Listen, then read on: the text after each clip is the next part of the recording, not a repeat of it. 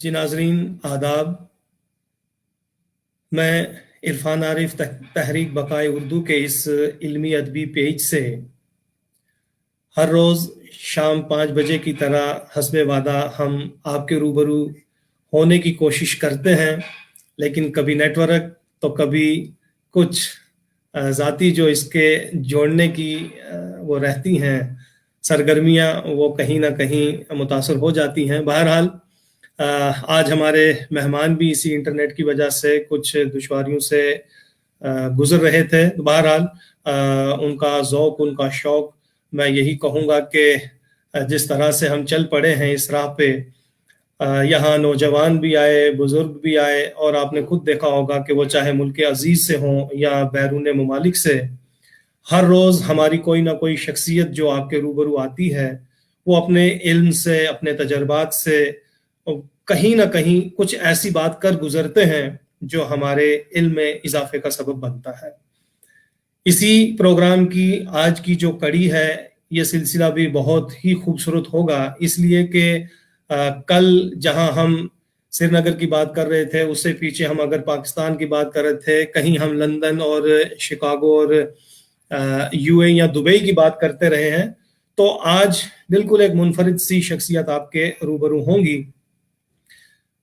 हमारी इस शख्सियत का तारुफ जो मुफस्सिल है वो तो आज हमारे मेज़बान कराएंगे डॉक्टर मुश्ताक अहमद वानी साहब, लेकिन फिर भी मैं इतना कहूँगा कि बड़ा अच्छा लगता है कि चमन में इख्तलाफ रंगो बू से बात बनती है, चमन में रंगे इख्तलाफ रंगो बू से बात बनती है, तुम ही तुम हो तो क्या तुम हो, हम ही हम हैं तो क्या हम हैं। मेरी मुराद ये है कि हम अजीज़ हैं उन असातिज़ा के जो आज हमारे इन प्रोग्रामों में शिरकत करते हैं और अपने ख्यालात से हमें महमेज करते हैं। तो ऐसे ही आज हमारे दरमियान हिंदी के, उर्दू के, संस्कृत के, अंग्रेज़ी के जानकार हैं। जी हाँ, प्यारे हताश जी। तो मैं चाहूँगा अपने मेज़बान से वो भी आएँ और हमारे आज के जो मेहमान हैं वो भी आएँ और आपके दरमियान होके वो खूबसूरत सी गुफ्तगू जिसका हमें इंतज़ार है वो करें। तो मैं तमाम तर जितने भी हमारे नाजरीन हैं उनका इस्तकबाल करता हूँ। ख़वातीन का बिलखसूस जो हमारे यंग स्कॉलर्स हैं उनका तहे दिल से शुक्रिया भी अदा करता हूँ कि शाम होते ही वो हमारे इस लाइव प्रोग्राम का हिस्सा बनते हैं। तो मैं आपके दरमियान ज़्यादा ना रहते हुए अपने मेज़बान और मेहमान से दरख्वास्त करता हूँ कि वो इस प्रोग्राम को आगे की तरफ बढ़ाएं। जी शुक्रिया।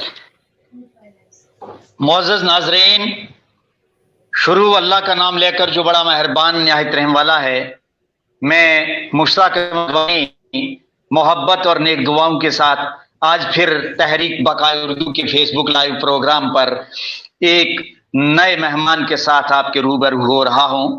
और आज हमारे मेहमान हैं प्यारे हत्ताश साहब, जिनका ताल्लुक जम्मू कश्मीर से है।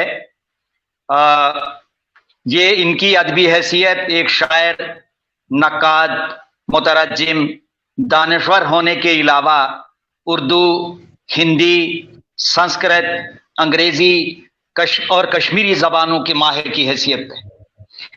और नाज़रीन, मैं आपको ये बताता चलूं कि आज हम एक ऐसी शख्सियत से आपकी मुलाकात करा रहे हैं कि जिस शख्सियत की सारी जिंदगी एक ज़बान नहीं बल्कि मुख्तलिफ ज़बानों की खिदमत करते गुजरी है, और आज भी इनके शब रोज़ उर्दू और कश्मीरी ज़बान और बाकी संस्कृत और हिंदी ज़बानों की खिदमत में गुजर रहे हैं इनके शब रोज़। जहाँ तक प्यारे हत्ताश साहब का ताल्लुक है नाजरीन, इनके 9 शायरी मजमूए अब तक मंजर आम पर आ चुके हैं। 32 किताबों के ये मुसन्निफ हैं और एक बेहतरीन मुतरज्जिम हैं। ये इन्होंने डोगरी, इन्होंने कश्मीरी, इन्होंने उर्दू, इन्होंने अंग्रेजी से, कश्मीरी से, उर्दू से, यानी जिनको हम कहेंगे कि बहुत सी जबानों के आपसी जितने भी फन पारे हैं उनको एक दूसरे के साथ जो है उनके तराजुम करे हैं। तर्जुमे में इनका बहुत बड़ा काम है। और तसानीफ के हवाले से अगर देखें तो इनके शायरी मजमूए जो हैं अपने उन्वानात के लिहाज से ही बड़े पुरकशिश और मानेखेज हैं। आप इन पर तवज्जो दीजिए। इनका पहला शायरी मजमुआ लम्हाते गुमशुदा है, ये शायरी का मजमुआ है। कर्ब वजूद ये इनका दूसरा शायरी का मजमुआ है। गर्दिश अय्याम इनका तीसरा शायरी मजमुआ है। याद ज़ैफरान इनका चौथा शायरी मजमुआ है। लहू लहू आंगन इनका पांचवा मजमुआ है। और हाले जार इनका छठा जो है शायरी मजमुआ है। और सातवां मजमुआ है इनका दश्त तनाही। और आठवां मजमुआ है इनका सब्जा से सहरा तक। और नौवां इनका मजमुआ जो मेरे सामने आया है या जो इनके सवानी खाके में शामिल है उसका नाम है वादी अखबार। नाज़रीन, मैं आपको ये बता दूं कि एक ऐसी खूबसूरत शख्सियत जो आज नई नस्ल के लिए गनीमत है, ऐसे लोग अब उर्दू दुनिया में बहुत कम हैं कि जो हमाजहत शख्सियत होते हैं और जिनकी जिंदगी के कई औराक बड़े दिलकश और बड़े मुतासरकुन होते हैं। उन्हीं में एक ऐसी बागोबहार और खूबसूरत और मरन जाने मरन शख्सियत आज आप हमारे रूबरू हैं। प्यारे हत्ताश साहब, मैं मोअज़्ज़ज़ नाज़रीन आज के मेहमान मोहतरम प्यारे हत्ताश को उन्हीं के एक शेर के साथ आपके रूबरू होने की दावत देता हूं कि कदम कदम पे एक रंगे बहार रखते हैं। कदम कदम पे एक रंगे बहार रखते हैं। खलूस आंखों में हम दिल में प्यार रखते हैं। प्यारे हत्ताश साहब, मुश्ताक अहमद वानी आपका मेजबान है और आप हमारे मेहमान हैं आज तहरीक बकाए उर्दू के इस फेसबुक लाइव प्रोग्राम पर। आपका इस्तकबाल है, आपको मैं खुशामदीद कह रहा हूं। और आपके हमारे चाहने वाले आपको जो है देखने लगे हैं और बहुत से जो हमारे नाजरीन हैं वो आपको देखना शुरू कर रहे हैं। मैं आपका इस्तकबाल करता हूं। मैं सबसे पहले अपने फॉर्मेट के मुताबिक आपसे ये जानना चाहता हूं कि आपने जिंदगी के कई दश्त व सहरा देखे हैं, आपने कई नशे व फराज जिंदगी देखे हैं, आपने जिंदगी को बहुत करीब से देखा है, आपके पास तजुर्बात के खजाना है, आपके पास जबानों का एक खजाना है। तो आप सबसे पहले हमें ये बताइए, आपका इल्मी, अदबी और तालीमी सफर कहाँ से शुरू हुआ, किन किन मराहिल से गुजर कर आज आप पूरी उर्दू दुनिया के सामने अपनी पुरवकार शख्सियत के साथ हैं। बहुत बहुत शुक्रिया डॉक्टर वानी साहब। मेरा जन्म अनंतनाग कश्मीर में हुआ 1 मार्च 1948। तो फिर मैं बचपन से जब पढ़ा, फिर कॉलेज पहुंचा, तो 9वीं जमात में ही अभी था कि मेरे एक टीचर थे जनाब मोहम्मद सिद्दीक कुरैशी साहब। उन्होंने मुझे कहा कि भाई आप उर्दू बोलते हो, घर का माहौल भी उर्दू का है। मैंने कहा नहीं, घर का माहौल हिंदी और संस्कृत का है। तो उन्होंने मुझे 13 साल की उम्र में अदीब दिलवाया जामिया उर्दू अलीगढ़ से। 14 वर्ष की उम्र में मैंने अदीब माहिर किया, टॉपर रहा। वाह। 15 साल की उम्र में मैंने अदीब कामिल दे दिया, तो वहां भी टॉपर रहा। वहां एक और टीचर थे गुलाम मोहम्मद कुंदरू साहब। वो कहने लगे इन बाकी बच्चों को, देखो ये छोटा लड़का, कश्मीरी पंडित लड़का, ये कैसा है, इसने टॉप किया है। तो आप देखो, फिर मुझे रुझान बढ़ता गया। पहली एमए मैंने हिंदी में की है, दूसरी उर्दू में की है, फिर इग्नो से इंग्लिश किया है, फिर बीएड किया, ऑनर्स उर्दू, फिर प्रभाकर में फर्स्ट क्लास फर्स्ट आ गया कश्मीर यूनिवर्सिटी से। तो फिर बीएड किया, फिर म्यूजिक में मेरा संगीत म्यूजिक किया, फिर जर्नलिज्म में भारतीय विद्या भवन से मैंने जर्नलिज्म किया। इस वक्त मैं गेस्ट लेक्चरर हूँ इस वक्त जम्मू यूनिवर्सिटी में, शोभा उर्दू के साथ मुंसलिक हूँ। ये हुई ये बात। पढ़ने का शौक असली मुझे उर्दू की तरफ जिसने मुझे लाया, एक शख्सियत थी मोहम्मद सिद्दीक कुरैशी। अब इस दुनिया में नहीं थे। उनका इतना प्यार था, जब रोजे होते थे शाम का इफ्तियार में उन्हीं के घर में करता था। अंदाजा लगा दीजिए उनकी मोहब्बतें। फिर उसके बाद मेरा वास्ता पड़ा हामिदी कश्मीरी साहब से।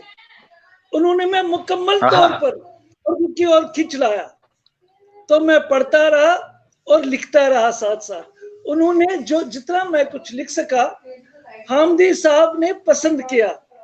आप लिखो लिखो लिखो। अब तक मेरे 9 ही नहीं, अब तक 14 है, 14 शायरी मजमूए तराजम मैंने किया है, वो भी 14 है। तर्जमे हिंदी से उर्दू, उर्दू से हिंदी, कश्मीर से अंग्रेजी, अंग्रेजी से कश्मीरी, बहुत सारी तराजम मेरे पास है, उनकी लिस्ट मेरे सामने है। तो ये मैंने किया। मैं कभी बैठा नहीं हूं जिंदगी में, सिर्फ काम करता रहा, काम करता रहा, लिखता रहा। लिखना मेरा शौक है, पढ़ना मेरा जुनून है। जुनून की हद तक किताबें पढ़ता हूँ, एक्सिलेट नहीं करता हूँ।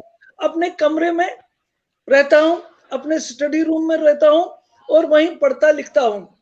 ज्यादा घूमने की मुझे आदत भी नहीं है।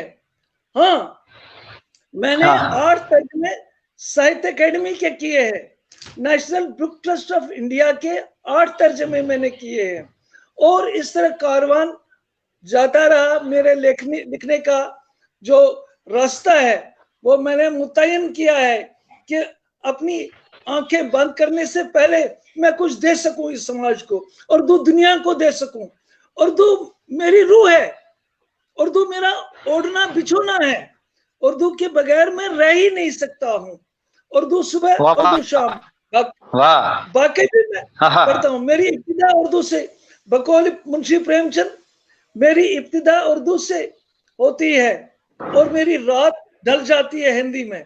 वही मेरा हाल भी है। मैं मुतासिर हूँ मुंशी प्रेमचंद से। उनका घर देखने के लिए मैं 3 बार बनारस गया हूँ। और उनका साहित्य अकेडमी का एक प्रोजेक्ट था, प्रेमचंद कलम का सिपाही, उसका मैंने कश्मीरी में किया। कश्मीरी ट्रांसलेशन सारी उनकी हयात 1080 सफात पर साहित्य अकेडमी ने मुझसे करवाया। उससे कबल भी उन्होंने 2-3 को दे दिया था, लेकिन वो नहीं कर पाए। वो अभी तक का, जैसे मैंने सुना है, जैसे उन्होंने कहा है कि अभी तक one of the best translations ever done so far. और उसके बाद मैं ट्रांसलेशन करता रहा। बर्फाशना परिंदे डॉक्टर तरन्नुम रियाज का मैं करता रहा, मैंने किया। वो भी किताब के रूप में छप गया। उसके बाद बहुत सारे सियाराम शरण गुप्त, मैथिली शरण गुप्त के भाई, उनका भी ट्रांसलेशन किया। मैंने सारी सवानी हयात जो डॉक्टर एस राधाकृष्णन, जो हमारे साहब के राष्ट्रपति थे, उनकी लाइफ का सारा वो मैंने लिखा और वो किताब के रूप में साहित्य अकेडमी ने छापा।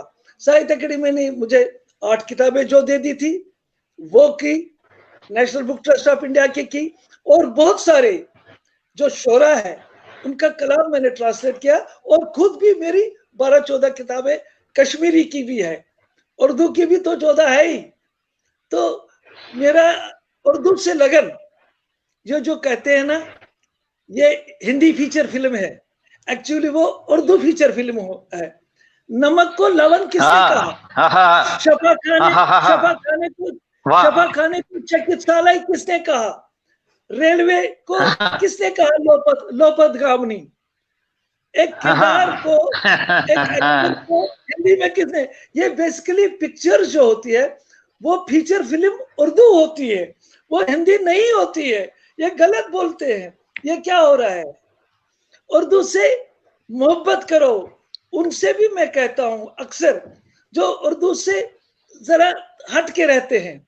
और उर्दू मुसलमानों की जबान नहीं है, उर्दू हमारे मुश्तरका तहजीब की जबान है, हमारे कल्चर में समाई हुई है, रग रग में बसी रची है।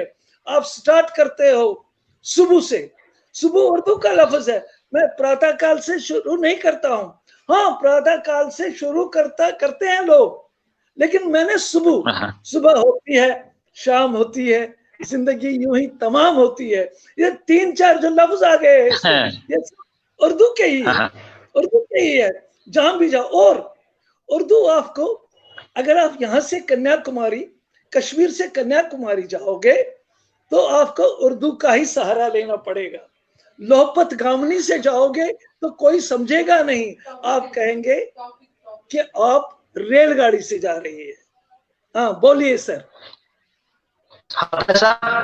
हताश साहब, बहुत अजीब लग रहा है, मैं हैरान भी हो रहा हूं और अपने आप में बेशुमार कमियां पा रहा हूं आपको सुनने के बाद, और रश्क कर रहा हूं आप जैसी खूबसूरत शख्सियत, इल्मी अदबी खूबसूरत शख्सियत के जिसके अंदर बहुत सारे जो है अल्लाह ताला ने खूबियां रखी हुई हैं, और उन खूबियों का बरमहल इस्तेमाल आपने जिंदगी में किया है। और हैरान है, हमारे नाजरीन भी बहुत से जुड़ते चले जा रहे हैं। इरफान आरिफ साहब हमारे दोस्त, हमारे सदर इस तहरीक के, आपको खुशामदीद कह रहे हैं। नुसरत अली खान साहब आपको जो है दुआ सलाम दे रहे हैं, और शहबाज मिर्जा साहब आपको याद कर रहे हैं। खुर्शीद हयात साहब आपको देखकर, आपको सुनकर बहुत खुश हो रहे हैं। इसी तरह से एक बहुत बड़ी एक दुनिया है जो आपको देख रही है। सहला खान साहिबा हैं, बहुत अच्छा आपको बता रही हैं। ये जितने भी हमारे नाजरीन हैं सारे के सारे काबिल कद्र हैं, और ये वो लोग हैं कि जो तहरीक बकाए उर्दू के शैदाइयों में शुमार होते हैं, इसको देखने वालों में शुमार होते हैं। मोहम्मद सलीम साहब हैं, सलीम साहब, ये बहुत सारे लोग आपको खुशामदीद कह रहे हैं और आपको जी। तो मैं हाँ, मैं ये कहना, चश्मा फारूकी साहिबा हैं, दिल्ली से इनका ताल्लुक है, ये भी आपको जो है दुआ सलाम कह रही हैं, आपको खुशामदीद कह रही हैं। रुखसाना मीर साहिबा, इसी तरह के से बहुत सारे लोग बहरहाल जुड़ते चले जाएंगे। अगर तस्लीम मुंतजर साहब हमारे जम्मू से हैं, मेरे दोस्त हैं, आपने इन्होंने कई जी, आशिक मलिक साहब, अब अगर मैं नाम पढ़ने में लगूं तो सिर्फ नाम ही पढ़ता रह जाऊंगा, और आप जैसे एक कीमती शख्सियत से मुस्तफीद होने से मैं जाती तौर पर महरूम रह जाऊंगा, और हमारे नाजरीन भी। मैं आपसे एक सवाल पूछना चाहता हूं जो मेरी मालूमात के लिए काफी होगा। आप हताशा क्यों लिखते हैं? आप लिखते क्यों हैं? क्या वजह है? क्या मोहरिकात हैं आपके अंदर जो आपको मुतहर्रिक करते हैं कि आप कलम कागज के साथ अपना रिश्ता जो है जोड़े हुए हैं एक तवील जमाने से, और फिर एक जबान का हक अदा नहीं आप कर रहे हैं? बकौल आपके सवानी खा के आप अंग्रेजी में भी अच्छी महारत रखते हैं, आप उर्दू के शैदाई हैं, उर्दू के कई शेरी मजमुए, बकौल आपके 14 मजमुए, लेकिन मेरे पढ़ने और मेरी मालूमात में जो है 9 मजमुए आए हैं। इसी तरह एक बेहतरीन मुतरज्जिम होने की हैसियत से आपने तर्जमा निगारी में भी एक खासा मकाम और मर्तबा हासिल किया है, और कश्मीरी जो आपकी अपनी मादरी जबान है उस पर दस्तरस हासिल है। और इसी तरह से बहुत सारे आपके अदबी मशागिल ऐसे हैं कि जिसके लिए मेरा जैसा आदमी तरसता है कि काश मेरे अंदर भी ये बहुत सारा जो है, मेरे अंदर भी ये यूनिवर्सिटी मुख्तलिफ जबानों की मेरे अंदर भी आ जाए। मैं ये कहना चाहूंगा आपसे कि क्या है, आप लिखते क्यों हैं? हाँ, क्यों लिखते हैं आप? जी, लिखना मेरी जिंदगी है, नंबर 1। नंबर 2, लिखना मेरी जिंदगी है, इसे नोट कीजिए। उसके बगैर मैं रह ही नहीं सकता हूं। अगर कभी मैं लिखूंगा नहीं किसी दिन, ऐसा वैसे कोई दिन नहीं हुआ जब मैंने कलम हाथ में नहीं उठाई। नंबर 1, मैं उस वक्त 8वीं 9वीं जमात में पढ़ता था जब हमारे घर में 20वीं सदी आता था। खुशसर ग्रामी होते थे उसके एडिटर, तो वो मैं पढ़ता था उन दिनों कहानियां पढ़ने के लिए मुझे जुनून था। मैंने उस जमाने में हमारे कश्मीर के उर्दू जो कहानीकार है नूर शाह साहब, नूर शाह को मैं बचपन से पढ़ता हूं, उनकी कहानियां कुछ मुझे याद भी है, बहुत सारी कहानियां जो मुझे अभी याद है, जो मैं पढ़ता था, हामिदी साहब को पढ़ता था और जितने सारे कृष्ण चंद्र को पढ़ता था, वाजिद तबस्सुम को पढ़ता था, सलमा सिद्दीकी को पढ़ता था, और मैंने फैज अहमद फैज को भी पढ़ा है। और आपका सवाल जो है, आप लिखते की हैं, लिखना मेरा जुनून, लिखना मेरा शौक है, पढ़ना मेरा जुनून है, जुनून की हद तक मैं पढ़ता हूँ। वोरेशियस लोग कहते हैं, मुझे कोई कहे या न कहे, लेकिन मुझे सेटिस्फेक्शन आती है लिखने से, मुझे तशफ़ी मिलती है लिखने से। क्या मैं कुछ अपने बात में छोड़ना चाहता हूँ आफ्टर माई व्हेन आई गो, तो मुझे कुछ मैं लिख के जाऊं, मैं लिख के जाऊं, ताकि कल साहब वाला आज जी साहब, प्रतिमा सिन्हा साहिबा आपको मुबारकबाद कह रही हैं, खुशामदीद कर रही हैं, और पाकिस्तान से जाफर हुसैन साहब आपको सलाम अर्ज कर रहे हैं, आपको आदाब कर रहे हैं। मैं ये बताता चलूं क्योंकि ये नाम बाद में चले जाएंगे। और उत्तम सिंह सहगल साहब, आप जो है उत्तम सिंह राही, आपको कह रहे हैं एब्सोल्युटली राइट, एब्सोल्युटली राइट। आपको बहुत सारे लोग देखते चले जा रहे हैं, दुनिया जहान के लोग आपके शैदाई हैं, क्योंकि आपके कलम से निकले हुए मोती बहुत दूर तक गए हैं। अब ये अंदाजा हो रहा है, चाहे वो हिंदी है, चाहे संस्कृत है, चाहे अंग्रेजी है, चाहे कश्मीरी है, चाहे उर्दू है। तो एक ऐसे जी कहिए। अब मेरे पड़ोसी मुल्क पाकिस्तान, ये बैरल जो है, ये सरहदें हैं, इनको मिसमार करो। उर्दू हमें जोड़ती है, तोड़ती नहीं है, इसलिए इन्हें मिसमार कर दीजिए। मेरे चाहने वाले पाकिस्तान में भी है, क्योंकि मैं जब किताब छापता हूं पाकिस्तान भेज देता हूं। ये मुझे अपने उस्ताद मोहतरम जगन्नाथ आजाद ने कह दिया कि घर पे किताब मत रखो, उसे लाइब्रेरीज में भेजो, चाहे मॉस्को है, लंदन की लाइब्रेरी है, शिकागो की लाइब्रेरी है, थ्रोट वर्ल्ड में जब मेरी किताब छपती है, बाजार में आता हूं, मुझे पोस्टेज बहुत लगती है, लेकिन करता हूं। देखिए, एक बार मेरे पास एक मिसाल दे दूंगा, ये कहने नहीं चाहिए थे लेकिन कह दूंगा। जब मैं इन सर्विस था, मेरे पास किताब तो बनी छापने के लिए मेरे पास पैसे नहीं थे, तो फिर मैंने जीपी फंड निकाला, क्योंकि मेरा जुनून था, उर्दू किताब मैंने छापनी है, मैंने जीपी फंड निकाला। अब रिटायरमेंट के बाद आज भी जो कुछ मुझे बच्चा पेंशन होता है, वो मैं किताब छापता हूं। जब लिखता हूं तो फिर छापना है किसी और को, और लाइब्रेरीज को भेजता हूं।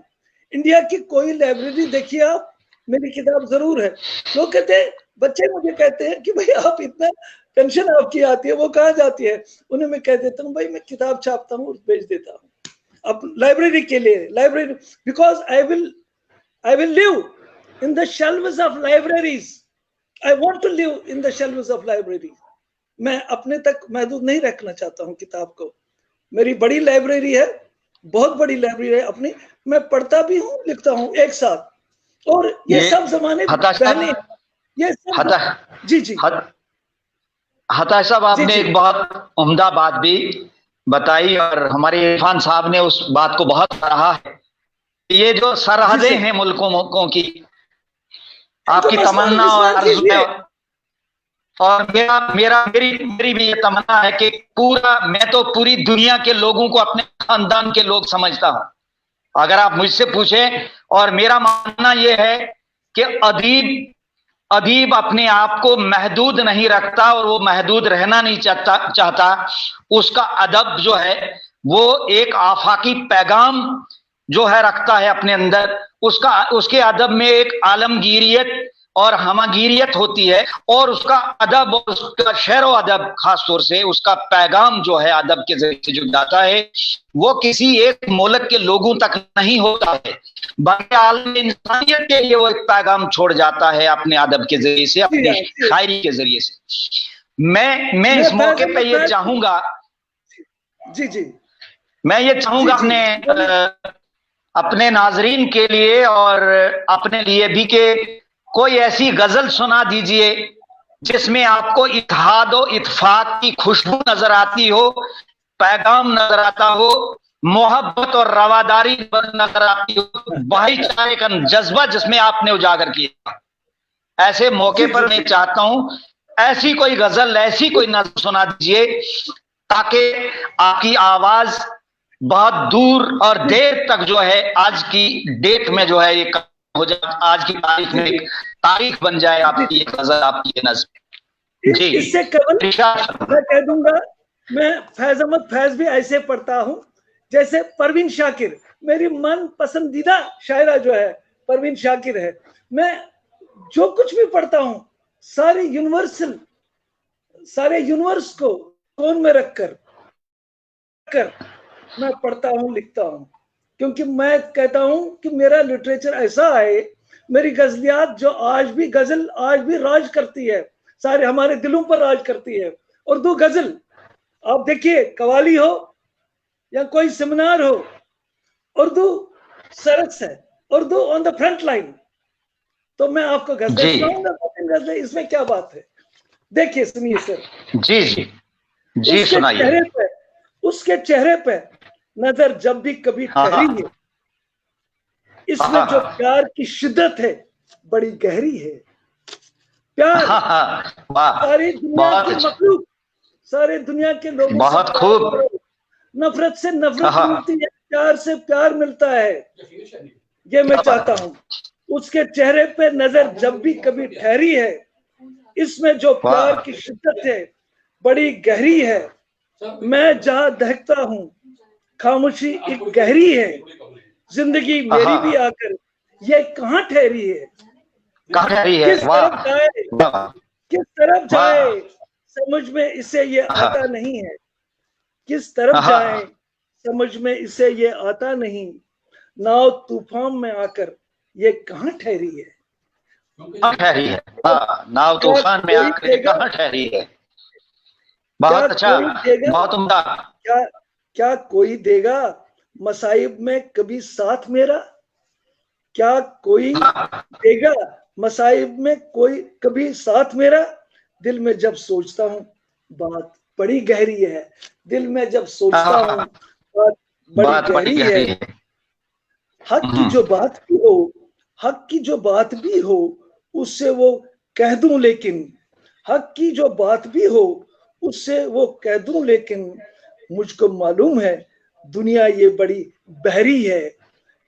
मुझको मालूम है दुनिया ये बड़ी बहरी है।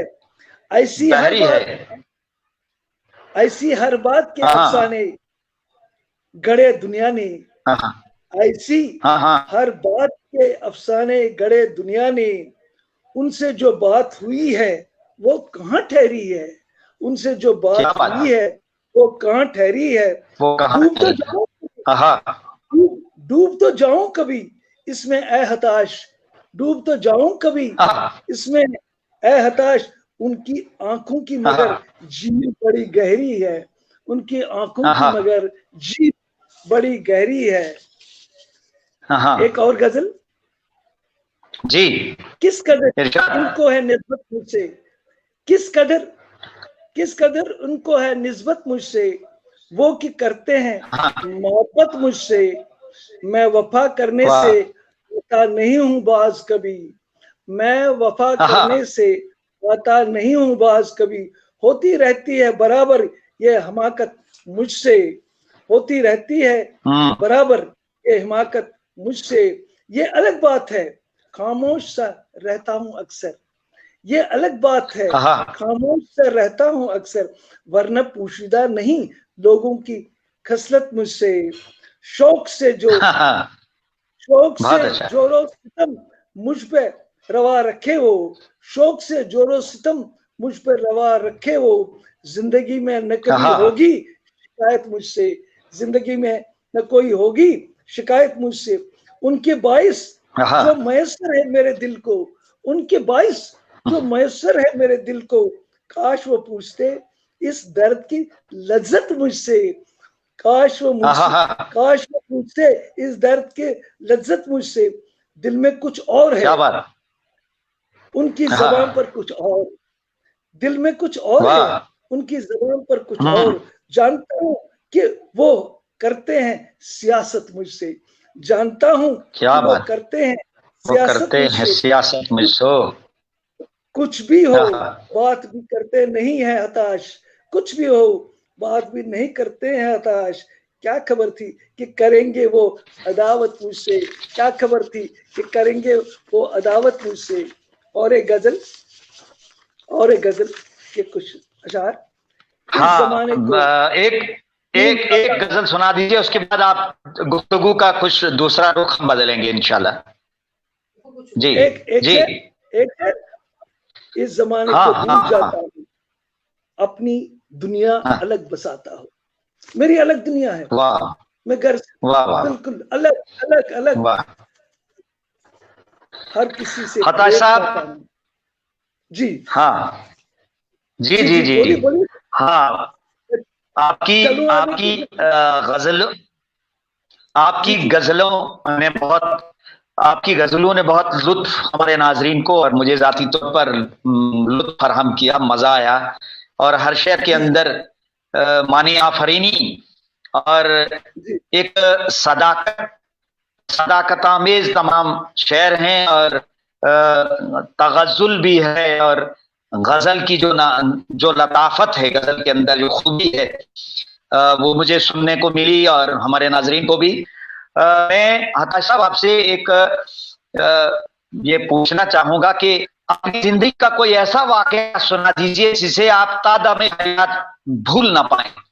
अपनी जिंदगी का कोई ऐसा वाकया, ऐसा कोई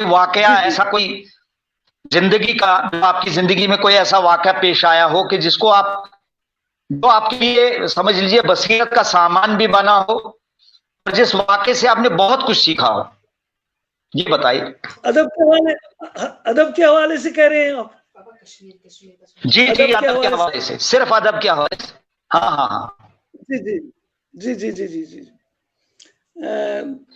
बहुत सारे यानी किसी उस्ताद, यानी किसी उस्ताद से बहुत ज्यादा मुतासर हुए, किसको ऐसा वाकया जिंदगी में आपके पेश आया कि जिस वाकये ने आपके अंदरून को हिला के रख दिया हो और आपको आपके ज़हन के 14 तबकात के रोशन कर दिए होंगे, ऐसा वाकया? जी जी जी, देखिए मैंने हामिदी साहब मुझे अक्सर कहा करते थे, मुझे याद है कि तू मेरा बड़ा बेटा है, उसके बाद मसूद है। जब वो अलील हुए यहाँ जम्मू में मैं उनके साथ साथ रहा, उन्होंने जो दुआएं दे दी मुझे, वो अल्लाह ताला ने कबूल की। और उन्होंने मुझे ये भी कह दिया, ज्यादा महफिलों में नहीं जाना, ज्यादा सियासत से दूर रहना, तन्हाई में लिखना और पढ़ना, ये पत्थर की लकीर है आज भी मेरे जहन में। मैं हद से ज्यादा मुतासिर हूँ अपने उस्ताद मोहतरम। मैं एक हायर सेकेंडरी स्कूल में उस वक्त जब काम करता था, तो मैं उनका क्लास अटेंड करने के लिए, वो पास में था यूनिवर्सिटी में, उस समय में जाता था। जब वो रीडर थे, मैंने उन्हें पेशन गोई की, मैंने कि आप कभी इस जामिया के सरबराह रहेंगे। उन्होंने हंसा, क्या कह रहे हो? मैंने कहा ये जरूर, मेरा इनर जो थॉट है, मेरे जो इनर वाइब्रेशन, स्पिरिचुअल वाइब्रेशन आती है, वो मुझे कहती है आप इस कश्मीर यूनिवर्सिटी के सरबराह होंगे। ऐसा ही हुआ, नंबर 1। नंबर 2, उन्होंने मुझे ये कहा है, वो उस पर मैं आज भी अमल पैरा हूं, कि आप लिखना, पढ़ना, तन्हाई में रहना, महफिलों में ज्यादा नहीं जाना, और सियासत से बहुत दूर जाना। सियासत को फील करना, लेकिन सियासत को अपनाना नहीं है।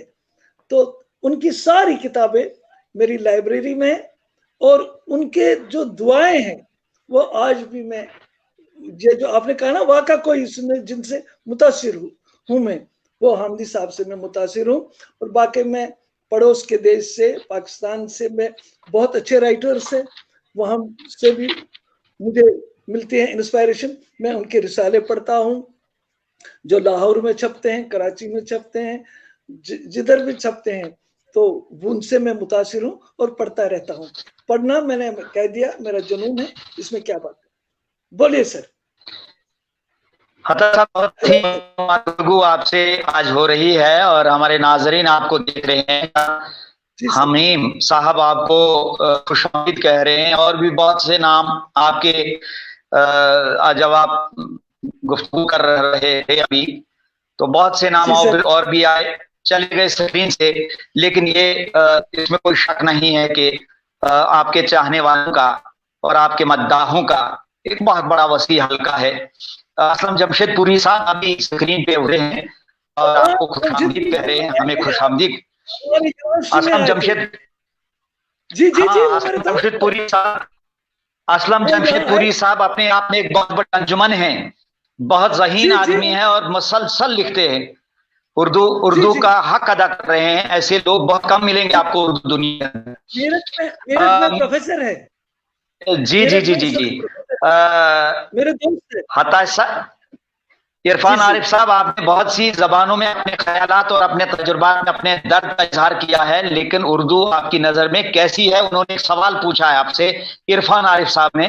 तो हताश साहब, इस बारे में आप फरमाइए कि इनके सवाल का जवाब दीजिए कि आपने जो है बहुत सा, हाँ, हिजरत का दर्द आपने सहा है, इसमें शक नहीं कि रियासत के कुछ हालात जब एक जमाने में बहुत खराब हो गए, 20 वर्ष या 30 वर्ष का पिछला जमाना, जब हम गुज़श्ता जमाना जब जाते हैं तो बहुत से जख्म दिए हैं हालात ने।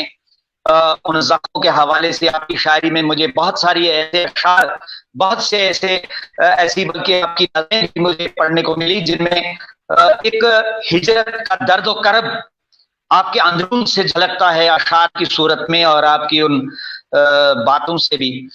तो इस बारे में कुछ फरमाना चाहेंगे? जो सवाल आपके सामने मैंने रखा इरफान आरिफ साहब के हवाले से। जी जी, कि हिजरत कैसे बर्दाश्त की है। मैंने एक किताब लिखी है, कश्मीर में नाद हो लाए, I call you, Kashmir valley I call you, though I am away from you, that means you means Kashmir, but you are in the heart of hearts. आप मेरे दिल में समाये हुए। मैं कश्मीर के बारे में सोचता हूँ, जब भी सोचता हूँ ख्वाब भी मुझे कश्मीरी में आते हैं। गिनती करता हूँ, पहाड़, बर्फ, कांगड़ी, फेरन, तहजीब, जबान, सब कुछ मेरा कश्मीरी ही है। अगर मैं कितना भी दूर जाऊंगा, इंडिया से भी दूर जाऊंगा, मेरे कश्मीरी मेरे साथ होगी। तो उन इरफान आरिफ से कह दीजिएगा कि मैं कश्मीरी हूँ, लेकिन उर्दू मेरी माशूका बहुत अजीज है, उर्दू मेरी जान। आलम बनारसी साहब आपको खुशामदीद कह रहे हैं, सलाम कह रहे हैं। अता साहब, मुझे यहाँ इस मौके पे अल्लामा इकबाल का शेर याद आता है, और आपने जो अदब तख्लीक किया, अदब की खुशबू फैलाने के लिए जो आप हर वक्त कमर बस्ता रहते हैं कि अपने मन में डूबकर पा जा सुरागे जिंदगी, तू अगर मेरा बंदा नहीं, अपने मन में डूबकर ताजा सुरागे जिंदगी, तो अगर मेरा नहीं बनता ना बन, अपना तो बन। तो वो वही चीज आप भी दुनिया वालों को देना चाह रहे हैं कि भाई अपने मन में डूब कर देखो कि हम कहां से आए हैं, हम कहां थे, और इस दुनिया में जो आए हैं हमें यहाँ क्या करना है, और जब हमें यहाँ से मुंतकिल होना है, लौट जाना है, तो कहां जाना है।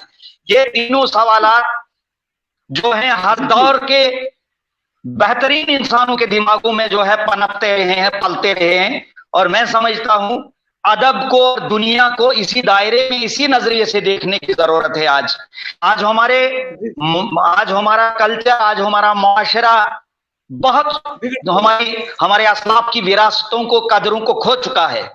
और आजकल के दौर के अंदर आप जैसा एक अदीब के जो बहुत सी जबानों पर अच्छा खासा अबूर रखता है, उसका एक पैगाम जो है, मैं समझता हूं ये किसी खास खित्ते और किसी इलाके तक महदूद नहीं है, ना किसी मुल्क के लोगों तक महदूद है, बल्कि ये समझ लीजिए एक आलमी पैगाम है, एक आलमी सदा है। हाँ, एक आलमी सदाकत को। जी जी जी। हताश साहब, मैं इस आपके मौजू की तरफ हूँ। उर्दू के आकी ने मशवरे से आपको एक मौजू दिया है, जो मौजू मैं समझता हूँ अपने उन्वान के लिहाज से ही एक बहुत बड़ा समंदर है, लेकिन आप जैसे अदब के समंदर के लिए मैं समझता हूं ये कूजे की हैसियत रखता है। ये उन्वान है संजीदा कारी, अदब और अदबियत। आप इस पर भरपूर रोशनी डालिए, दलाइल, इस्तदलाल और इस्तदराक के उस तनाजुर में अपनी इस मौजू पर भरपूर रोशनी डालिए। इसकी वजाहत और सरहद कीजिए कि संजीदा कारी क्या होता है, अदब क्या है और अदबियत इसको कहते हैं। ये तीन पहलू हैं, इन पर भरपूर रोशनी के लिए हमारे नाजरीन जो है बिल्कुल मुंतज़िर हैं, और नाचीज मुश्ताक अहमद वानी भी आपसे बहुत कुछ सीखने के लिए यहाँ आपके रूबरू है। अदब की परछाई है, जिंदगी की परछाई अदब। लाइफ को सुधारना अदब है। अदब जिंदगी का एक सलीका है, तरीका का रहने का। जैसा हम यहाँ करेंगे वैसा अगले जमाने में यहाँ आगे बढ़ेंगे। इस तरह संजीदा अदब हमने लिखना है, क्योंकि देखिए अरिस्टोटल, प्लेटो, अरिस्तु जिसे कहते हैं, सुकरात, वो आज भी जिंदा है। क्यों? Because of their writings. मैं ऐसी राइटिंग्स चाहता हूं, संजीदा राइटिंग्स चाहता हूं उर्दू में, जो बहुत देर तक रहे, जो सैकड़ों बरस तक रहे। आज भी हम गालिब को पढ़ते हैं, मीर को पढ़ते हैं। एक ही शेर में मीर के सराहने आहिस्ता बोलो, अभी टुक रोते रोते आंख लगती है।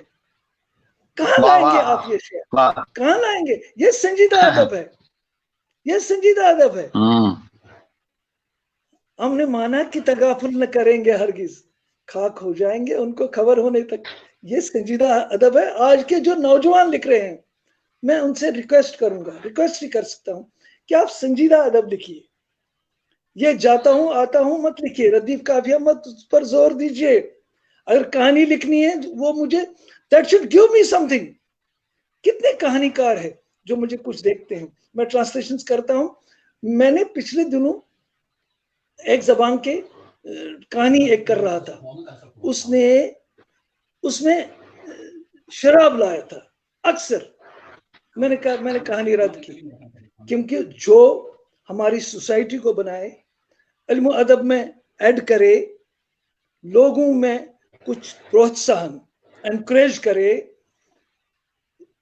स्कॉलर्स को कुछ दे दे, पढ़ने वाले स्कॉलर्स को कुछ दे दे, वो संजीदा अदब कहलाया जाता है। वो रहता है। बाकी चीजें आती है। क्या बात है? बाकी चीजें आती हैं। क्या बात है? देखिए, हमने ऐसा अदब क्रिएट करना है। वो अदब उपज होती है मन से। ये बनावटी अदब नहीं होता है, वो मन से। तब ही हम संजीदा राइटिंग्स की ओर देखिए, कृष्ण चंद्र के दादर पुल के बच्चे लीजिए, या कोई और कहानीकार लीजिए, तो देखो कैसा अदब क्रिएट करते हैं दादर पुल के बच्चे। अच्छा, और हजारों कहानियां, कितना समेट लूं मैं। मेरे जहन में एक तूफान सा आ रहा है, मैं कहाँ रुकूं और कहाँ कह जाऊंगा। संजीदा अदब क्या होता है? संजीदा अदब जो रहे, बरसों रहे, हजारों वर्षों से रहे, और 1000 साल के बाद उसे कोट किया जाएगा। उस वक्त मुश्ताक अहमद वानी ने या इरफान आरिफ ने ऐसा कहा था, वो कोट करे लोग। ये संजीदा अदब है। और शेड मैंने कह दिया, परछाई, ये हमारे साथ संजीदा अदब जाएगा, हमारे साथ ही जाएगा, उसके बाद भी रहेगा।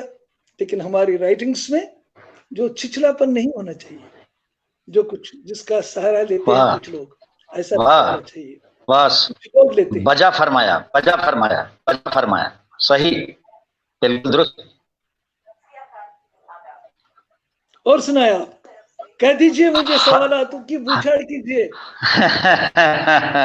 हता साहब, एक पहलू इसका और है, अदब तो आपने बिल्कुल इसकी वजाहत की आपने बहुत उम्दा अल्फाज में।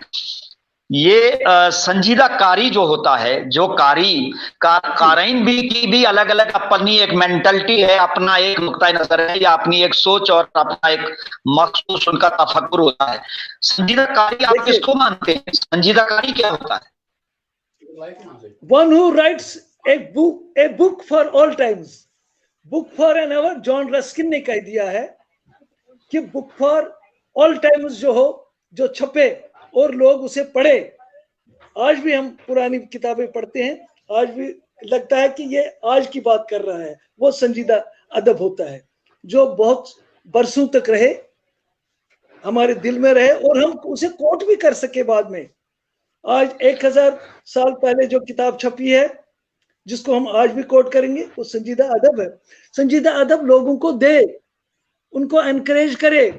उनको उर्दू के हवाले से मैं कह रहा हूँ, हर अदब में ऐसा ही होता है। संजीदा अदब भी होता है, ऐसा वैसा अदब भी होता है, लेकिन संजीदा अदब रहता है। Book for all times and book for an hour, जैसे जॉन रस्किन ने कह दिया, उसको हम संजीदा अदब कह सकते हैं।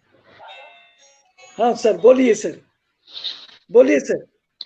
हाँ, तो ये एक इसी हवाले से एक बात और मुझे जहन में आ रही है कि हता साहब, आपने जिन अजीम कलमकारों को पढ़ा है, आपकी नजर में अजीम कलमकार खास तौर से उर्दू के हवाले से किन अजीम बड़े नाबगा रोजगार हस्तियों के आपकी शख्सियत पर और आपकी अदबी जिंदगी पर जिनके असरात या जिनसे आप बहुत ज्यादा मुतासिर हुए हैं, उनके कुछ नाम बताइए। किन किन को आपने ज्यादातर उर्दू में जो है पढ़ा है, जो बड़े लोग हैं, बड़े लोग, कमाल के लोग, कमाल के लोग। मीर तो मेरा, मीर, गालिब, मोमिन, आतश, जोक, फैज, और कहानी के हवाले से राजेंद्र सिंह बेदी, कृष्ण चंद्र, सलमा सिद्दीकी, कितने सारे नाम है मेरे जहन में जिनको मैं पढ़ता रहता हूँ और पढ़ा है। ये मेरे साथ साथ रहते हैं 24 घंटे, दाएं भी बाएं भी, हर अदीब मेरे साथ साथ रहता है। तब उनका जो मुझे कुछ याद आता है तो मैं देखता हूँ कि भाई क्या लिखा है, किस जमाने में लिखा है, कैसा लिखा है, और मुझे क्या मिला है इससे, कारीन को क्या मिला है, पढ़ने वाले को क्या मिला है। ये संजीदा अदब है, ये मैं कोट कर सकता हूँ। और यही जिंदगी का दूसरा नाम भी है कि मैं अच्छा चल रहा है। बोलिए सर। हाँ बोलिए।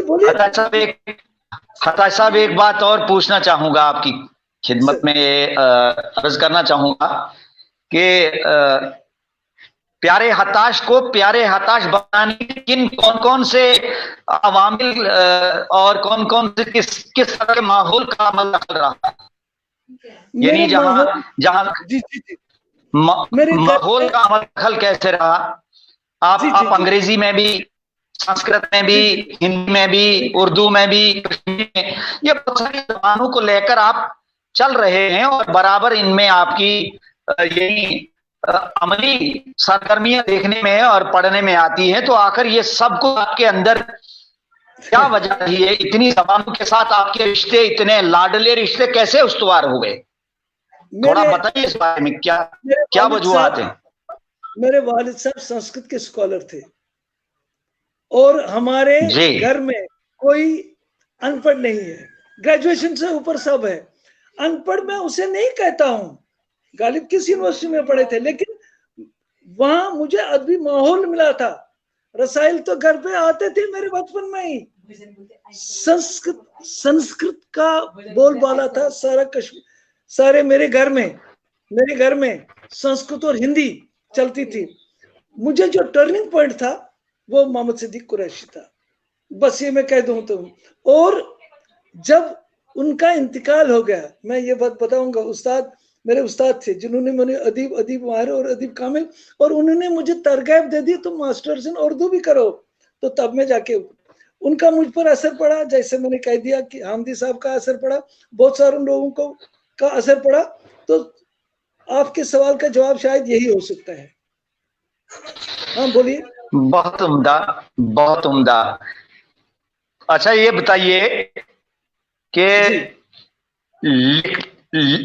आपके मामूलात लिखने के क्या होते हैं, यानी किस वक्त आप लिखते हैं ज्यादातर? क्या कोई मखसूस वक्त होता है या हर वक्त चलते फिरते सोचने का तो अमल बराबर रहता ही है। इंसान एक कलमकार के पास वो हर वक्त सोचता है, वो देखा है, उसकी मुशाहिदाती दुनिया उसे नहीं छोड़ती, उसकी सोच और उसकी फिक्र की एक अलग दुनिया होती है। उसकी आंखें जो कुछ देखती हैं, दिल और दिमाग के गोशों में वो जो है वो पिक्चर, वो तस्वीर उसके बैठ जाती है। फिर वो सोचता है, फिर वो लफ्ज अल्फाज ढूंढता है, फिर कोई किसी खास सिनफ का सहारा लेकर वो अपने जज्बात और एहसासात, अफकार और नजरियात और मुशाहिदात और तजुर्बात को सफाई के असास पर लाता है। तो मैं ये चाहूंगा हमारे नाजरीन के लिए खासतौर से कि आगे ये लिखने की जो कैफियत है, जब आप कोई चीज लिखना चाहते हैं तो उस वक्त आपकी क्या कैफियत रहती है, नफ्सियाती तौर पर, रूहानी तौर पर क्या चाहते हैं आप? उस वक्त क्या अमल रहता है, किस तरह की सी मेहनत करते हैं आप, उसमें क्या कुछ देखते हैं, खूबियों खामियों पर किस तरह की नजर रखते हैं? जरा इस बारे में बताइए। बड़ा अहम सवाल इसलिए है कि मुझे जाती तौर इससे बड़ा फायदा होगा, नाजरीन को तो होगा ही होगा, लेकिन मुझे भी होगा। जी सर, तो मेरे सराहनीय होता है कागज और कलम, हमेशा होता ही रहता है। मैं सोता कम हूँ, सोचता ज्यादा हूँ। अपने स्टडी रूम में ही मैं सोचता रहता हूँ, तो वहीं पर सोता भी हूँ, उठता भी हूँ। बिल्कुल मेरे घर में का माहौल ही ऐसा है, जो मैं पढ़ता रहता हूँ, मुझे कोई डिस्टर्ब भी नहीं करता है।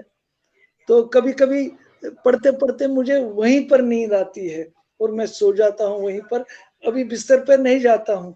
उसको ऐसा भी हुआ है, बहुत बार होता भी है, आजकल भी होता है। और नंबर 1, ये मुझे इंस्पायरेशन देता है लिखने का अमल, सवेरे भी किसी भी वक्त लिखने का अमल। मैं मेटाडोर में हूँ तो मुझे कुछ शेर बने तो मैं थोड़ा सा नोट कर देता हूँ।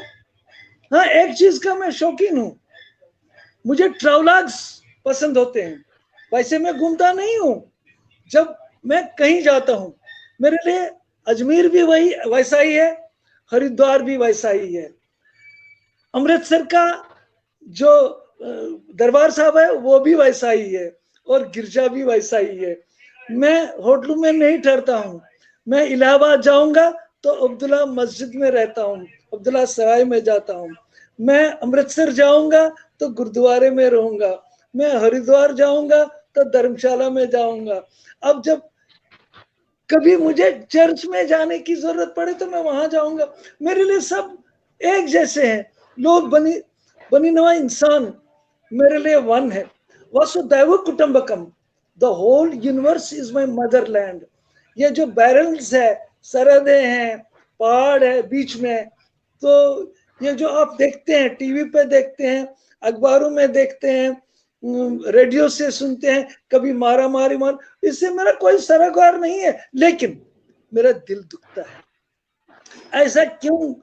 जब मेरा लाल खून है, अफ्रीका के बाशिंदे का लाल खून है, पाकिस्तान के बाशिंदे का लाल खून है, तो ये तफावत, ये दुश्मनी, ये क्यों है? इंसान को इंसान समझता हूं, वो कहीं का भी है। और आपने ये कह दिया कि आपकी कैफियत क्या होती है। मैं पहले बुनता हूं,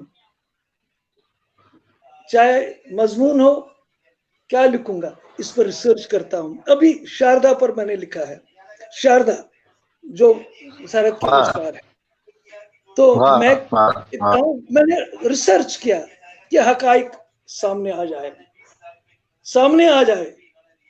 तो ये मैं समझता हूं कि ये मेरे लिए बन जाता है कि इंस्पायरिंग पॉइंट। तो मैं अच्छे लोगों को पढ़ता हूँ, ये भी मैं कह देता हूँ, मैं अच्छे लोगों को पढ़ता हूँ, यानी अच्छे राइटर्स को पढ़ता हूँ, अच्छे शायरों को पढ़ता हूँ। अच्छे से मेरी मुराद है जो मुझे कुछ दे दे, अच्छे से मेरे मुराद नहीं है एकदम मैं ऐसा करूंगा, जो मुझे कुछ मिले, जिनसे कुछ मुझे मिले और सारी दुनिया को मिले, उर्दू दुनिया को मिले, ये मैं चाहता हूँ कि संजीदा, ये मेरा अदब है, ऐसा मैं सोचता हूँ। खदर साहब, किसी शायर का शेर मुझे बहुत पसंद है और आपकी बातों से ये शेर बड़ी गहरी मुताबिकत रखता है कि हयात लेके चलो, कायनात लेके चलो, हयात लेके चलो, कायनात लेके चलो, चलो तो सारे जमाने को साथ लेके चलो। असल चीज यही है कि हम अपने लिए नहीं जिए, अपने लिए जीना कोई जीना नहीं है। मजा तो जब है कि हमारा घर से लेकर और बाहर तक और पूरी दुनिया तक का माहौल हमें बड़ा खुशहाल नजर आए। और अदीब की ये जिम्मेदारी है। मैं उस एक सवाल पे आ रहा हूं, आपकी कत्ता कलामी माफी चाहता हूं कत्ता कलामी के लिए। मैं आपसे एक सवाल ये भी पूछना चाहूंगा, सवालों में से एक सवाल ये भी बड़ा अहम है, क्योंकि आप एक बहुत बड़े अदीब हैं और एक जबान के अदीब नहीं हैं बल्कि मुख्तलिफ जबानों के अदीब हैं, और आपने बहुत कुछ पढ़ा है, बहुत कुछ वाकफियत है और कुछ करके भी दिखाया है। मैं साहब एक जो है एक सवाल आपसे चाहता हूं, इसका जवाब दीजिए हमारे नाजरीन के लिए और मेरे लिए। बड़ा मालूमाती सवाल है कि आजकल के इस दौर के अंदर एक कलमकार, एक अदीब की क्या जिम्मेदारी है, उसको ऐसे माहौल में कि जहां इस वक्त बहुत सारी समाज में बुराइयां आम हो रही हैं और बहुत सारी इंसानी कदरें जो है वो शिकस्त और एक से दो चार हैं, आजकल के इस दौर के अंदर एक बेहतरीन और अच्छे कलमकार का क्या फरीजा है और उसकी क्या जिम्मेदारी है? आजकल का अदीब, उसे चाहिए जोड़ना अपने लफ्ज से, अपने कलम से दुनिया की मखलूक जो है, जो लोग हैं, जो बटे हुए छोटे छोटे खानों में, उनको मिलाकर उनके दिल मिलाए। क्योंकि जब एक कहानीकार कहानी लिखेगा वो उसमें ऐसा सबक दे कि हम जुड़ जाए, ये नफरतें दूर हो जाएं, मोहब्बतों का सागर उमड़ आए, मोहब्बतों का सागर उमड़ आए और एक बैनुल अक़वामी नजरिया, द यूनिवर्सल जो लाइटनिंग है उसमें आ जाए कि हम we are all one, we have come from one place, we have to go to a same distance, there is no bifurcation, there is no division, we are all one. और समाज को सुधार सकता है एक लेखक, एक राइटर, एक लिखारी, वो काम कर सकता है। एक लिखारी, हजार एक सियासतदान स्टेज पे आते हैं, वो जगलर बन जाता है, वो डबली बजाता है, मुझे वोट दे दो। लेकिन एक राइटर अपने कमरे में खामोश बैठकर सारी दुनिया का तस्वुर उसके सामने आता है, वो कभी महदूद तरीके से नहीं सोचता है, वो मुनाफरत, अच्छा अदीब, अच्छा अदब, वो मुनाफरत नहीं फैलाता है। आप पुरानी किताबों को देखिए, खंगालिए, लोगों ने सब, जो पुराने लोग भी थे सब, ये आजकल का जोर है, ये तबाही का दौर है, ये क्यों कर रहे हैं हम, मारामारी क्यों? जहां एक आदमी के हाथ में कलम होना चाहिए, एक बच्चे के हाथ में, उसको मैं बारूद क्यों देता हूं? ये मुझे दुख, मैं रोता हूं जब वो अपने ही हाथ में मुट्ठी में बारूद का गोला फेंकने के लिए आता है और खुद मर जाता है। इससे मैं दुखी हो जाता हूँ। In my heart of hearts I feel it. और फिर मैं यही लिखता हूँ, गजल बन जाती है मेरे शेर में ये पैगाम होता है। मेरा शेर मेरे घर पे नहीं रहता है, वो चला जाएगा, किताब के रूप में कहीं चला जाएगा। उस जमाने में प्यारे हताश ने ऐसा कह दिया था कि एक बच्चा था, किसी ने उसके हाथ में दे दिया कुछ, कहा ऐसे लगा देना, तो उस बच्चे को, उसका ब्राइट फ्यूचर था, वो कोई भी, वो उसमें डॉक्टर भी बन जाता, इंजीनियर बन जाता, अदीब बन जाता, कोई फिलोसफर बन जाता। ऐसा क्यों उसने किया जिसने उसके हाथ में थमा दिया उसे? वो बेलूस है इन बातों से, लेकिन क्यों ऐसा हुआ है? इंसानियत के दुश्मन ऐसे लोग होते हैं। और यही मैं, मेरी पोइट्री जितनी भी 14 किताबें आप देखिए गजलों की, मेरा यही पैगाम होता है। मैं दिन को बस पढ़ता रहता हूँ, रात को लिखता हूँ, दिन को भी लिखता हूँ, जब भी हो लाइब्रेरी अपनी में जाता हूँ, किसी से लेना देना मुझे नहीं है, लेकिन समाज मेरी राइटिंग्स को हमने होंगे बहुत याद करेगी दुनिया। ये राजा मेहदी खान का है, हमने होंगे बहुत याद करेगी। I want to live for tomorrow, I will be hidden in the shelves of libraries. मैं कलकत्ते की सबसे बड़ी लाइब्रेरी में गया हूँ, मैंने अपने पुराने अदीबों को देखा, गुलाम नबी नौशेरी, मैंने समद मीर को देखा है, मतलब थ्रू बुक्स मैंने सचखंड को देखा है उस लाइब्रेरी में। मैं चाहता हूँ मेरी नींद उन्हीं लाइब्रेरी के शेल्व्स में आखिरी दम तक रहे, ताकि मेरे बाद 100 साल के बाद मुझे कोई खंगाले, अरे ये कश्मीर का, और यहाँ लाइब्रेरी में, चाहे वो पटना की लाइब्रेरी हो, लाहौर की लाइब्रेरी हो, वॉशिंगटन की लाइब्रेरी हो, मॉस्को की लाइब्रेरी है, मैंने यही किया है। ये जगन्नाथ आजाद की जो बात मुझे आज भी याद है कि जब किताब छापोगे उसको लाइब्रेरी में भेज देना, क्योंकि वह महफूज रहेंगे। मैं तो फानी हूँ, मैं तो चला जाऊंगा, लेकिन लाइब्रेरी में किताब रहेगी तो मुझे खंगाले कोई कभी, तो उसे तशफी आएगा। इस जमाने में उसने ये लिखा है। ये मेरा संजीदा अदब का भी तस्वुर है और मेरी जिंदगी का मंशूर भी यही है। मैंने कह दिया आपको, मैं दुखी हो जाता हूँ जब आजकल का ये दौर देखता हूँ, क्या हो रहा है क्या नहीं हो रहा है, ये हंगामे ये क्यों है। चाहे वो अफ्रीका का भी हो, सूडान का भी हो, वो भी मेरा ही भाई है, वो भी मेरा दुश्मन कोई नहीं है। ये अदब अदीब की जिम्मेवारी है, अदीब जो बनता है उसकी जिम्मेवारी है, नफरतों से कुछ नहीं बनेगा। आखिरकार peace of mind, solace, calmness and one of the best literatures ever produced, वो एक अदीब कर सकता है। अदीब राजा है अपनी दुनिया का, राजा है अदीब अपनी दुनिया का। वो लिखे वो अदब, वो संजीदा अदब जिससे आने वाली नस्लें याद करेगी। ये मेरा कौल है। हताश साहब जी सर, बहुत ही उम्दा गुफ्तगू, बहुत ही उम्दा बातें, आपकी बड़ी कीमती बातें हमारे नाज़रीन तक पहुंच रही हैं, हम तक पहुंच रही हैं। ये इसमें कोई शक नहीं है कि एक अदीब, एक कमकार अपने अंदर जिंदगी के एक निगारखाने को लेकर जीता है, जिंदगी के मुख्तलिफ रंगों को लेकर उन रंगों को सजाता है और जिंदगी के मसाइल, जिंदगी के मामलात और जिंदगी के हालात और वाकयात को अदब बनाता है। और वो अदीब नहीं हो सकता है कि जो अपने अदब के जरिए से इंतशार फैलाए, नफरतों का कारोबार शुरू करे और इंसानियत के खिलाफ जो है वो जाए, वो अदीब हो ही नहीं सकता है। इस तरह अदब की कुछ अपनी एक जमालियत होती है, उसी तरह अदब की भी कुछ कदरें हैं। अदीब को क्या लिखना चाहिए, क्या नहीं लिखना चाहिए, ये एक संजीदा अदीब ही ये फैसला करता है। और जब वो लिखता है तो दिल और दिमाग के उन गोशों से एक आवाज उभरती है, और फिर वो मंजूम आवाज हो या नसरी आवाज हो, जिसको सुनने वाले सर धुनते हैं, उससे कुछ सीखते हैं, उन्हें बसीरत और बसारत हासिल होती है।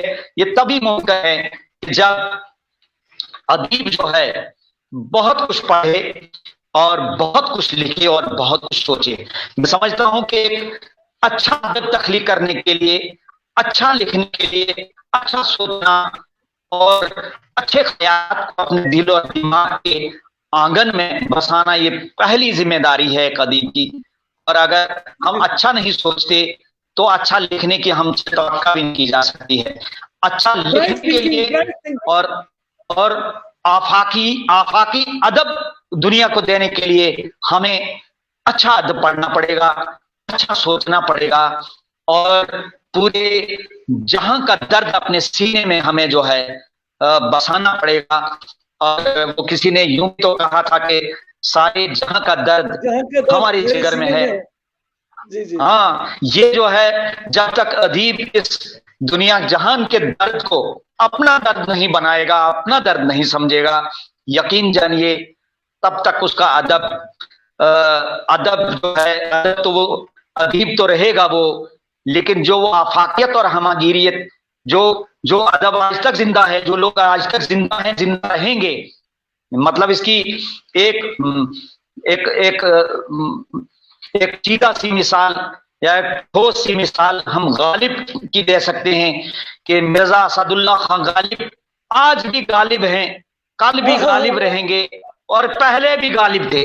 तो कोई तो बात है कि गालिब ने ऐसी शायरी दी, ऐसे खतूत दिए, ऐसा माहौल दिया, अदब के जरिए से ऐसी बातें बताई उसने, ऐसी सोच और ऐसा शऊर और ऐसी फिक्र दी, लोगों को समझाई उसने। और हर जमाने में, हर दौर के अंदर, मुस्तकबिल में जब भी गालिब को पढ़ा जाएगा तो गालिब की शायरी और गालिब का अदब जो है, गालिब का शेर और अदब जो है, इसलिए जिंदा रहेगा कि हर जमाने के लोगों को उसकी शायरी के अंदर वो मसाइल और माम नजर आते। और साहब बहुत ही अच्छा लगा।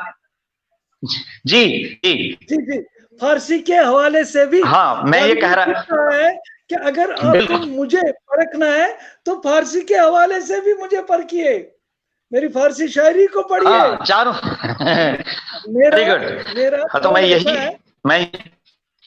जी जी जी जी मैं एक बात मैं ल्यू टॉल्स्टॉय को भी पढ़ता हूँ, मैं जॉन्स गुंथर को भी पढ़ता हूँ। रूसो ने बेन जॉनसन के बारे में लिखा है कि उसने 22 साल में 10,000 किताबें पढ़ी। ये वोरेशियस रीडर्स होते हैं। 100 किताबें पढ़ो, एक किताब लिखो, 100 किताबें पढ़कर एक किताब लिखो। तो यही मेरा है, मैं पढ़ता बहुत ज्यादा हूँ, फिर उससे कम लिखता हूँ, मैं सेटिस्फाइड। हताशा में एक सवाल और पूछना चाहूंगा, वो सिर्फ आपकी जात से मुतलिक है, आपकी सिफात से मुतलिक और आपकी जात से मुतलिक। सवाल बड़ा सीधा साधा सा है और बहुत खूबसूरत लगता है मुझे और बड़ा पुरमिजाह भी है ये सवाल, इसलिए कि मैं अगर ये जसारत करूं आपकी खिदमत में कि आप अगर अपनी उम्र शरीफ बता दें कि आप इस वक्त किस उम्र में हैं, आपकी उम्र किस यानी माहो साल के साथ आप इस वक्त जी रहे हैं, तो बड़ा अच्छा होता जी। 1 मार्च 1948, मतलब आप इस वक्त, हाँ ये आपकी डेट ऑफ बर्थ है। इस वक्त आप कितने साल के हो गए हैं, उम्र कितने बरस और कितने माहो साल बन के? आप अंदाजा कीजिए। 1 मार्च 1948, आई हैव क्रॉस्ड 73। वाह, तो आपको इस उम्र में, यानी आपको इस उम्र में कहीं बढ़ापे के मुहिब साए आसपास में मंडराते हुए नहीं दिखाई देते? मैं वॉक करता हूँ, मैं व्यायाम करता हूँ, मैं जॉगिंग करता हूँ, पढ़ता हूँ। हाँ, एक बात जरूर है, मैं मेडिटेशन करता हूँ रात को। मैं एक हुक सी दिल में उठती है, एक दर्द जिगर में होता है। मैं रात को उठ के रोता हूँ जब सारा आलम सोता है। सारा आलम सोता, क्या बात है, वाह वाह वाह वाह।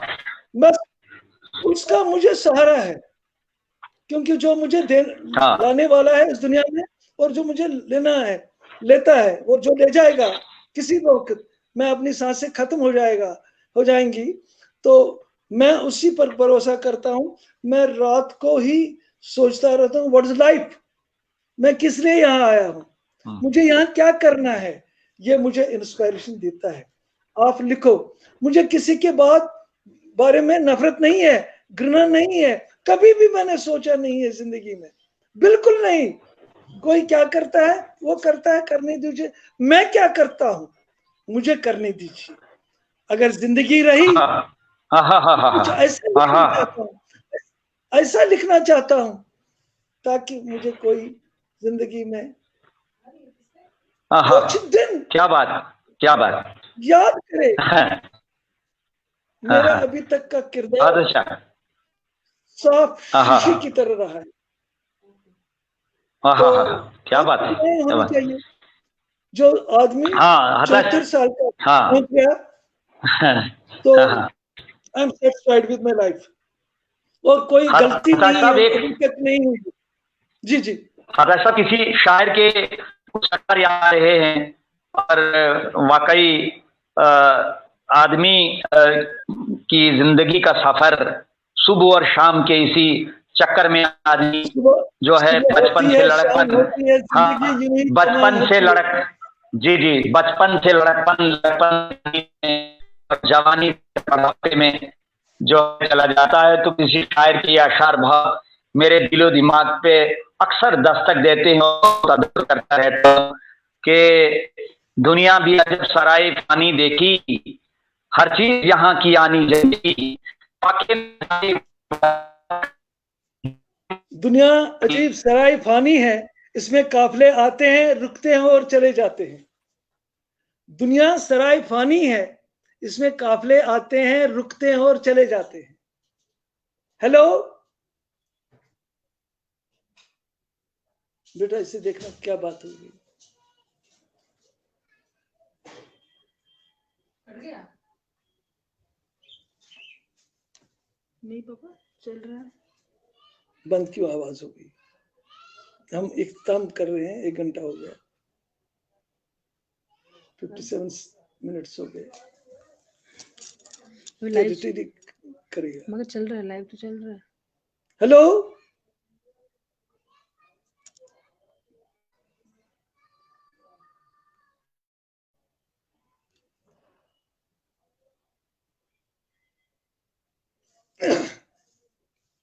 अभी पाकिस्तान में है।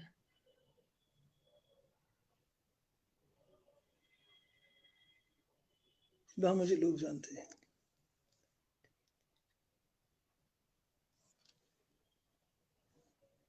चल रहा है।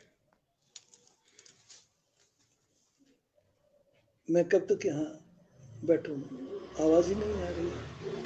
हाँ जी अस्सलाम सर वो बहुत अच्छा लेक्चर चल रहा था। मुझे लगता है वानी साहब के घर में कोई प्रॉब्लम हो गई है, मैं उनको ऐड भी नहीं कर पा रहा हूँ, वो सामने आ भी नहीं रहे हैं। बहरहाल आपने बहुत ही एहसासात और जज्बात का एक समंदर जो है यहाँ आप आज आपने पेश किया, और बहुत ही खूबसूरती से आपने वो तमाम तर यादें, वो चाहे अदब की हों, आपकी ज़ात से मुतल्लिक हों, बड़ी खूबसूरती से हमारे सामने रखी हैं। तो हमारे बीच में मुश्ताक अहमद वानी साहब भी आ गए हैं, तो मैं चाहूंगा कि आखिरी जो सवाल उनका हुआ करता है वो वही करेंगे कि हमारे नाजरीन के लिए और खास करके जो हमारी आने वाली नस्लें हैं, उन नस्लों के लिए आपका क्या पैगाम होगा। मैं मुश्ताक वानी साहब को भी ऐड कर रहा हूं। जी जी जी मैं आने वाली नस्लों के आपसे बात करूं। जी जी जी जी आने वाली नस्लों से यही है। हाँ इरफान आरिफ, मैं इरफान साहब का शुक्रगुजार हूं कि इन्होंने हमें, जो हम गुम हो गए थे एक दूसरे को ढूंढते ढूंढते बड़ी मुश्किल से फिर हम स्क्रीन पे आ गए हैं, और ये इख्तितामी अब मरहला है हमारा। हता साहब, मैं जैसे कि इरफान साहब ने कहा भी आपको, और मैं भी वही सवाल आखिरी जो हमारा सवाल होता है कि उर्दू वालों को कोई हौसला मंद, कोई ऐसा पैगाम छोड़ जाइए उनके लिए कि उर्दू वाले ना तो एहसास कमतरी का शिकार हों, और दूसरा ये कि उर्दू और हमारी नई नस्ल, इसकी क्या जिम्मेदारियां हैं नई नस्ल की उर्दू के ताई, इसके बारे में जरा रोशनी डालिए, कोई पैगाम दे दीजिए। मैं साहब को इससे कहता हूं कि 47 के बाद यहाँ उर्दू बाजार होता था हमारे जम्मू में, उसका कोई और नाम दिया गया। इस तरह मशक करने की कोई जरूरत नहीं है नामों को। हमारे जम्मू ने उर्दू के बहुत बड़े बड़े कलाकार पैदा किए हैं, नंबर 1।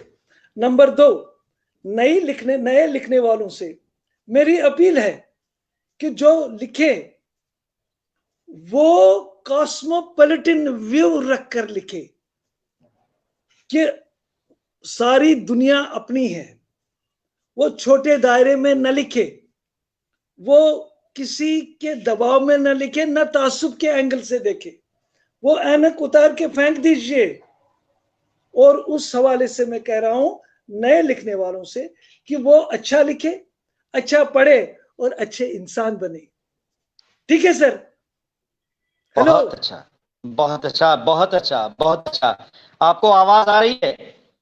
नहीं, पहले आवाज नहीं आ आ रही है रही आपको? थी, अब आ रही है, अब आ रही है। मैं नए लिखने वालों से कह रहा हूं कि वो जी जी जी जी संजीदा अदब लिखे और वो ऐनक उतारिए जिसमें बारूद दिखाई देगा।